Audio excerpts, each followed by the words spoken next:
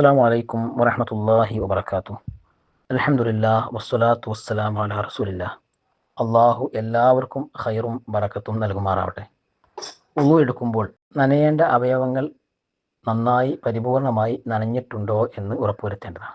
നമ്മളുടെ ഉളുവിൽ വരുന്ന വീഴ്ച അത് നമസ്കാരത്തെ ബാധിക്കുന്നതാണ് എന്ന് നമ്മൾ പ്രത്യേകം മനസ്സിലാക്കണം. റസൂലുള്ളാഹി സ്വല്ലല്ലാഹു അലൈഹി വസല്ലം അന്ന റജുലൻ തവല്ലഅ, ഒരാൾ ഉളു എടുത്തു.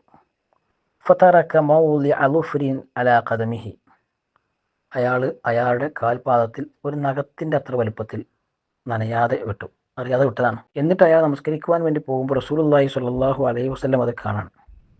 റസൂലുള്ളാഹി സ്വല്ലല്ലാഹു അലൈഹി വസല്ലം അദ്ദേഹത്തിനോട് പറഞ്ഞു, ഇർജിഅ ഫഅഹ്സിൻ വുളൂഅക്, മടങ്ങിപ്പോയിട്ട് നന്നായി വുളു എടുത്തു വരിക.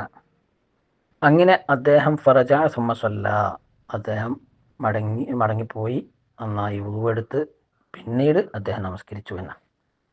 അപ്പോൾ ഈ ഹദീസിൽ നിന്ന് നമുക്ക് മനസ്സിലാക്കുവാൻ സാധിക്കുന്നത്, വുളുവിൽ നനയേണ്ട അവയവം ചെറിയ ഭാഗമാണ് എങ്കിലും അത് നനഞ്ഞിട്ടില്ല എങ്കിൽ അത് വുളുവിനെ ബാധിക്കുകയും നമസ്കാരം നിഷ്ഫലമായി പോവുകയും ചെയ്യുന്ന കാര്യമാണ് എന്ന് നമ്മൾ മനസ്സിലാക്കുക.